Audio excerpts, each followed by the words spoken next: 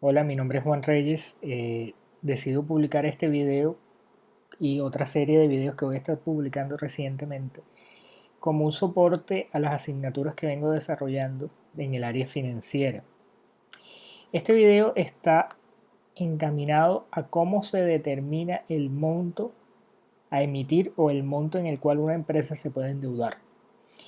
Recordemos que hemos venido trabajando que siempre los datos, es decir, aquellos insumos o aquellas entradas de nuestro modelo, van a estar con letra de color azul, es decir, que los podemos identificar con lo que esté con letra de color azul, y eso es cualquier celda que podemos cambiar y nos debe dar un nuevo resultado en el modelo. Lo que esté en negro son las fórmulas y ese contenido no se debe alterar. Entonces todo lo que veamos con negro no lo debemos cambiar porque va a ser una fórmula. Lo que esté con rojo van a ser verificaciones.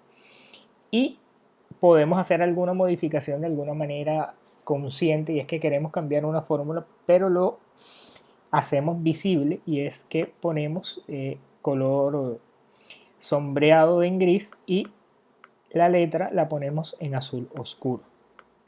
¿Qué nos está planteando este ejercicio? Nos dice que una empresa presenta la siguiente estacionalidad de sus ingresos. El concepto de estacionalidad de los ingresos es que del 100% de los ingresos que se obtienen en un año, el 10% se obtiene en enero, el 5% en febrero, el 15% en marzo, el 20% en abril y así sucesivamente. Este ejercicio nos está planteando de que las ventas del periodo anterior de la empresa fueron de 1.000 millones de pesos y se está planteando un crecimiento en unidades del 10% y un incremento en precio del 5%. Los ingresos se obtienen de ventas a crédito un 60%, 30% ventas de contado, 10% ventas a comercializadoras, y que los ingresos del año 2 al año 5 van a crecer un 12%. La empresa quiere obtener una financiación a 5 años. Los bancos le solicitan una fuente de pago, es decir, que este crédito va a estar respaldado con una fiducia. En un video nuevo explicaré cuáles son los elementos de esas estructuraciones crediticias. Y aparte de eso, los bancos exigen que el BPN de los ingresos cubra 1.5 el monto de la deuda. Esto tiene que ver con el ejercicio que vamos a desarrollar, y es cómo vamos a determinar cuál es el monto por el cual esta empresa se podría endeudar. Es importante, y esto lo pueden hacer en YouTube, en Internet, la ecuación de Fisher, que lo hemos trabajado en las clases. Se dice que en las matemáticas financieras la ecuación de Fisher es una expresión que relaciona dos tipos de interés nominales y reales en función de la inflación. Recibe su nombre del economista estadounidense Fisher. Si R es el interés real y el nominal de una tasa de inflación, la ecuación de Fisher es la siguiente.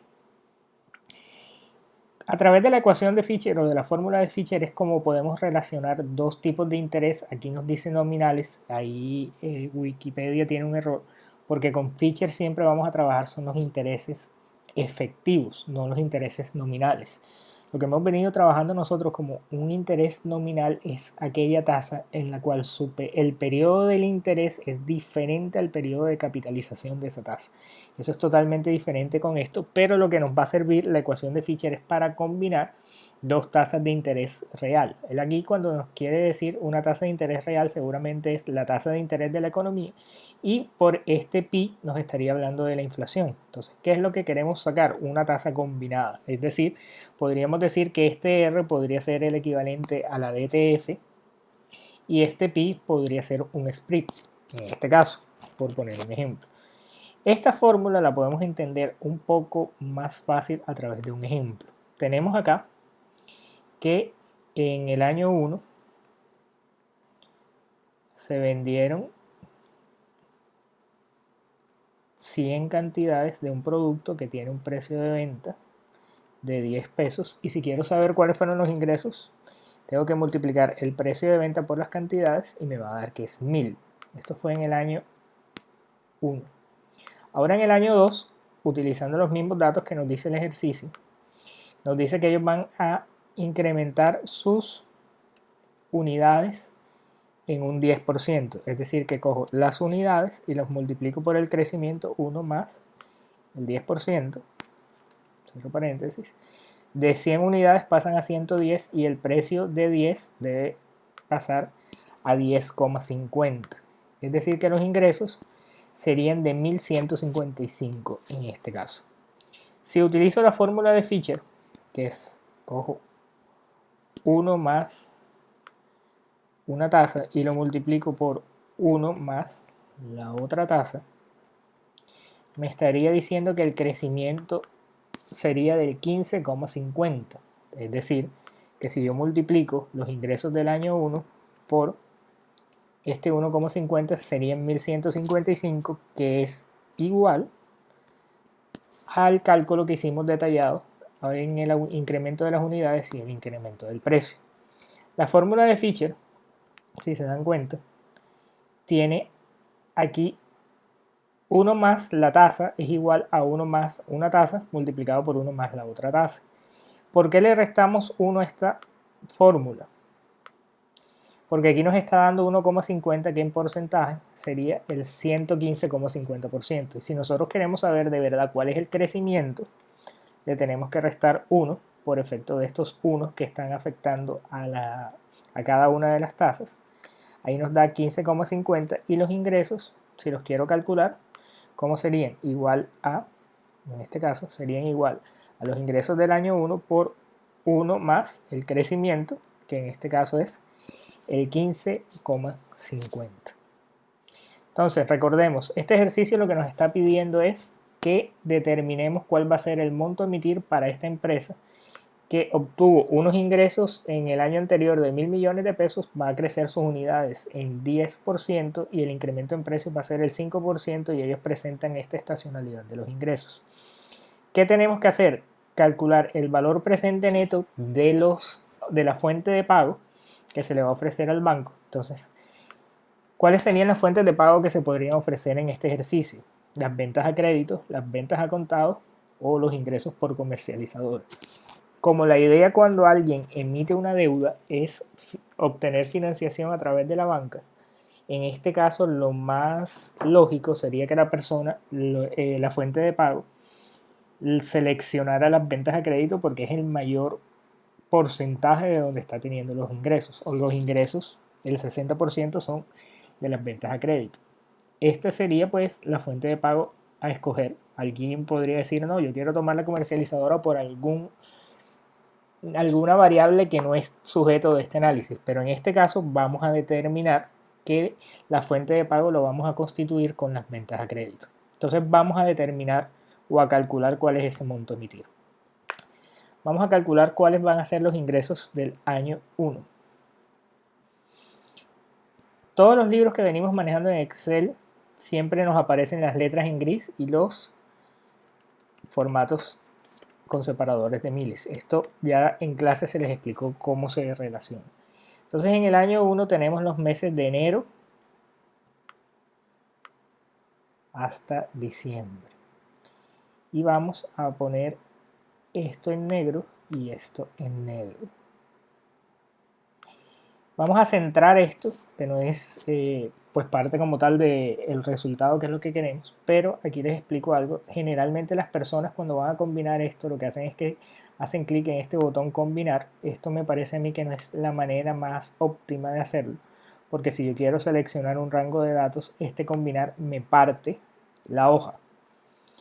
¿Cuál considero yo que es la manera más óptima? Selecciono las celdas o el rango en el cual lo quiero combinar y hago clic derecho, formato de celdas, y me voy donde dice alineación horizontal y le pongo centrar en la selección. De esta manera me queda centrado en la selección, vemos que aparece centrado, pero no me está partiendo la hoja, que de tal manera que los rangos no se puedan seleccionar. Entonces vamos a copiar esto del año 1 hasta el año 5.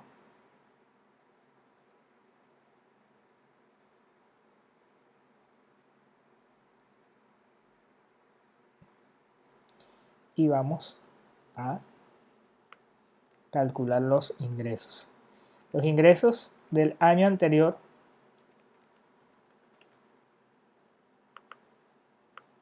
los llamamos acá.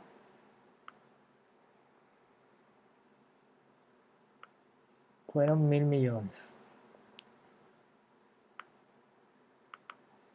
Podemos insertar una celda acá, de tal manera que esto no nos quede, que tengamos algún espacio por si tenemos que escribir algo. El crecimiento del año, ¿a qué va a ser igual? Aplicamos la fórmula de Fisher, es decir, 1 más el incremento de unidades multiplicado por 1 más el incremento en precio menos 1. Ok, aquí como escribí mal la fórmula debe ser 1 más, y reviso que sea 1 más, y nos dice que el crecimiento es del 15,50%. Es decir que las ventas o los ingresos del año 1 van a ser igual a los 1000 por 1 más el incremento de los ingresos. En este caso estaríamos hablando de 1.155 millones de pesos. ¿A qué serían igual los ingresos de enero? A que multiplique siempre estos 1.155 por el incremento en las ventas. No, perdón. Aquí sería que multiplique estos 1.155 por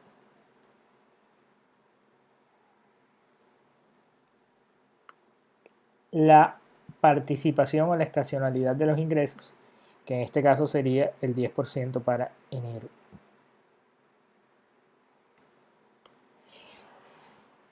Muchas veces me preguntan por qué en este caso no aparecen los dos signos pesos, es decir, o no aparece al momento que hunden F4 o este computador que es Mac, que se hunde Command y T, no aparecen los dos signos pesos, sino que le di para que apareciera nada más un signo peso.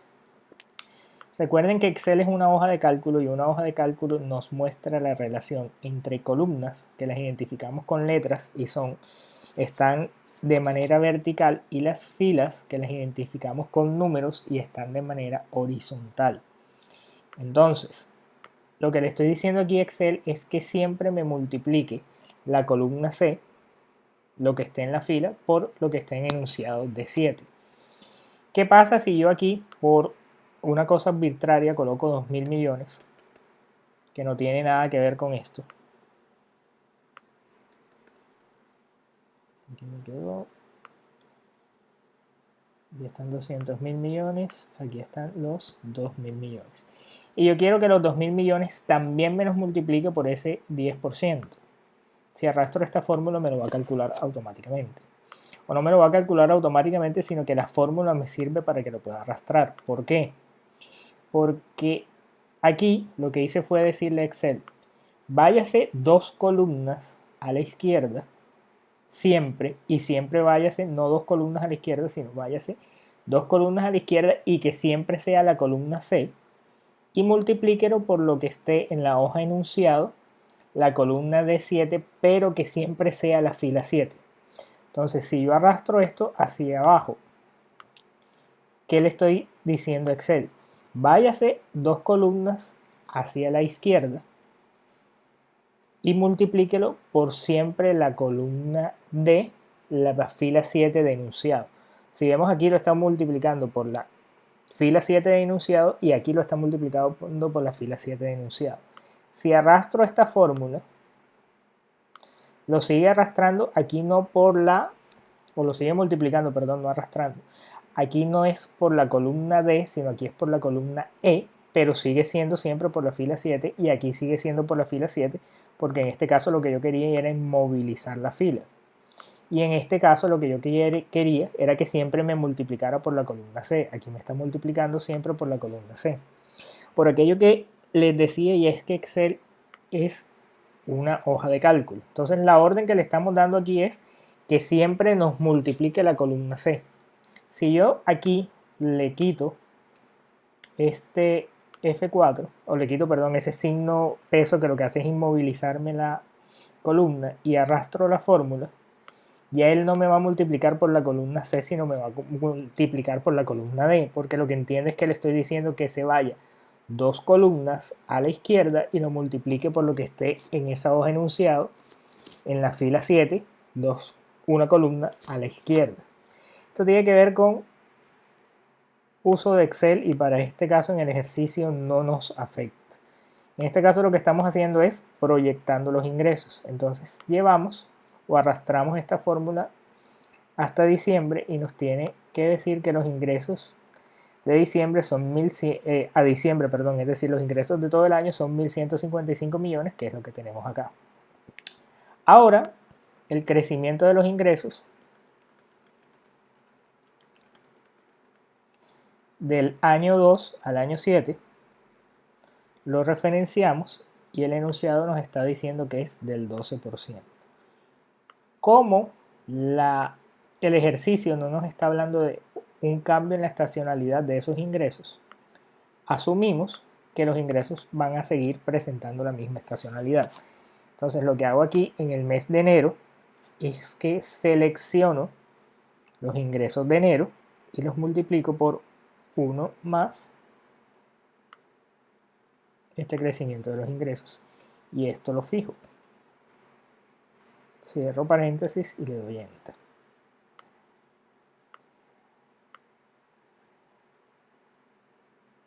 ¿Por qué lo hago con el mes de enero y no lo hago con el mes de diciembre? Porque quiero que siempre enero esté relacionado con enero,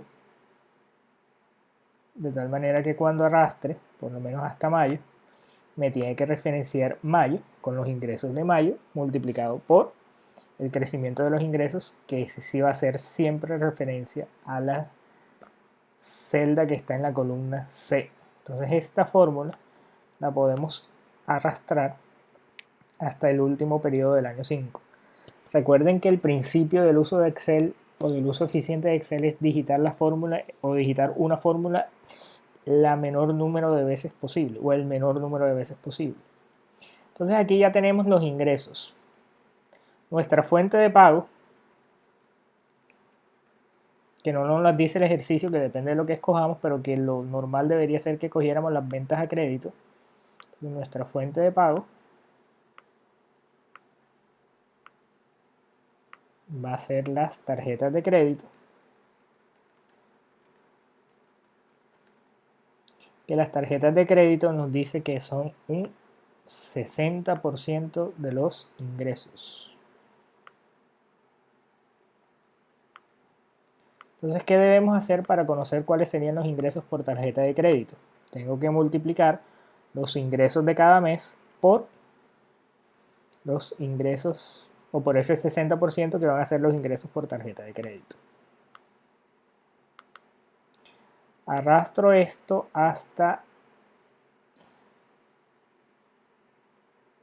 el mes de diciembre y ya estoy teniendo cuántos serían los ingresos por tarjeta de crédito. Entonces me pide el ejercicio que el BPN de los ingresos cubra 1.5 el monto de la deuda. El ejercicio no nos está hablando de una tasa para calcular ese BPN. Entonces vamos a asumir que esa tasa, que vamos a llamar tasa de descuento,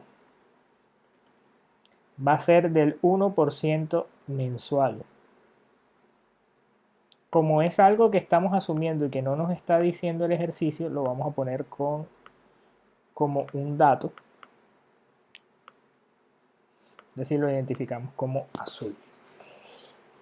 En clase les he explicado, sin embargo en este video lo retomo, que Excel para el cálculo del BPN no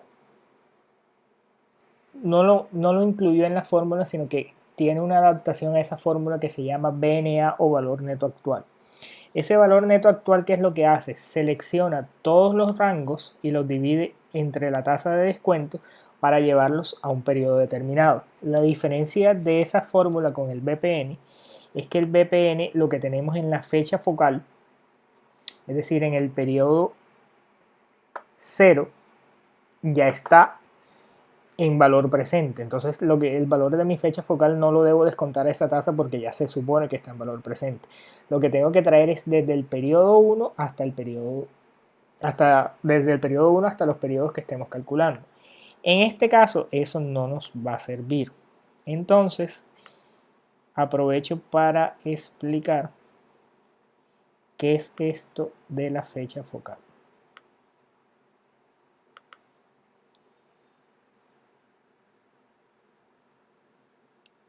Recurrimos a esta diapositiva, que es la famosa representación gráfica o el esquema de las transacciones financieras. Este 0 en este caso es nuestra fecha focal o nuestro punto focal. Y los ingresos o lo que identificamos con unos números son los periodos. Los ingresos se representan con flechas hacia arriba y los egresos con flechas hacia abajo. Los ingresos son positivos en los flujos y los egresos son negativos.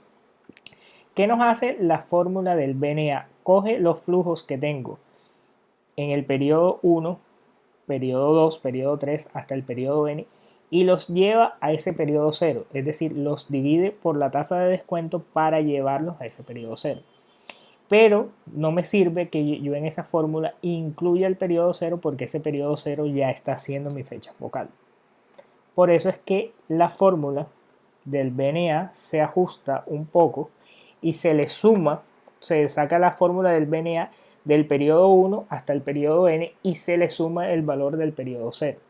En este caso vamos a asumir que enero no es nuestro periodo N, sino es nuestro periodo 1.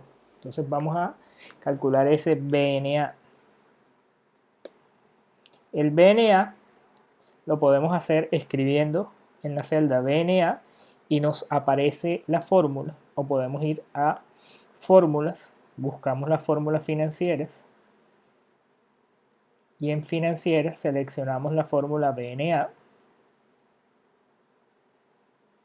o lo pueden hacer directamente como hago yo, que es que escribo BNA. Donde nos pide tasa, utilizamos la tasa de descuento, que en este caso asumimos que es el 1%, y en el valor 1 son los valores que vamos a seleccionar, que en este caso serían los ingresos desde el mes de enero, es decir, desde E10 hasta el mes de diciembre del año 5. Este BNA, que en este caso también sería pues el equivalente al BPN, nos está dando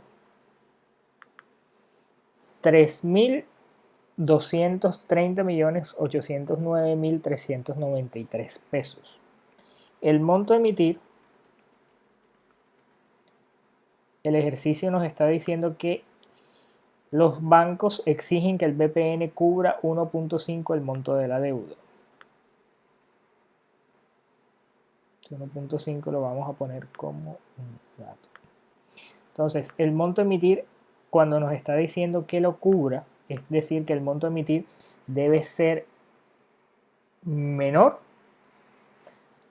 a este valor presente neto. Por eso nos dice, para establecer el monto, los bancos exigen que el BPN sea mayor al monto a emitir. Como ese BPN debe ser mayor, lo que debo hacer es coger ese BPN y dividirlo entre lo que ellos piden que lo cubra. En este caso, 1.5, que nos dice que el monto a emitir sería de 2.153.872.929.